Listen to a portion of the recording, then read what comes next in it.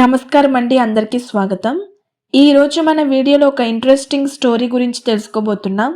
వీడియోలోకి వెళ్ళే ముందు మీరు గనక మన ఛానల్ని మొదటిసారి చూస్తున్నట్లయితే లేదా ఇంకా సబ్స్క్రైబ్ చేసుకోకపోతే వెంటనే సబ్స్క్రైబ్ చేసుకోండి. అలాగే పక్కనే ఉన్న బెల్ ఐకాన్ క్లిక్ చేయడం మర్చిపోకండి. దీనివల్ల నేను చేసే ప్రతి వీడియో మీకు నోటిఫికేషన్ ద్వారా అందుతుంది. ఇక ఆలస్యం చేయకుండా వీడియో స్టార్ట్ చేద్దాం. ఒక అడవిలో ఒక కాకి ఉండేది. అది తన జీవితంతో చాలా అసంతృప్తిగా ఉండేది.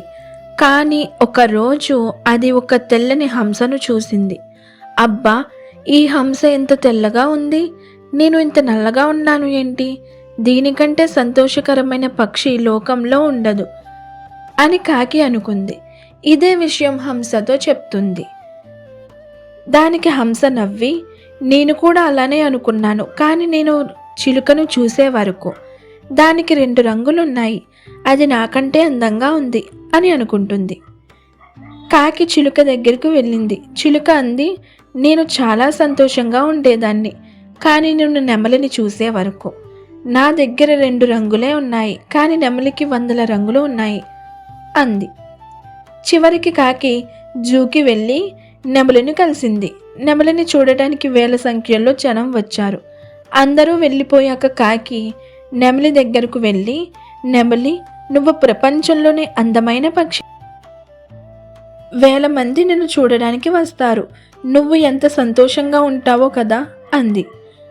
అప్పుడు నెమలి నిట్టూరిస్తూ ఇలా అంది, నేను అందంగా ఉన్నాను కాబట్టే నన్ను ఈ పంజరంలో బంధించారు.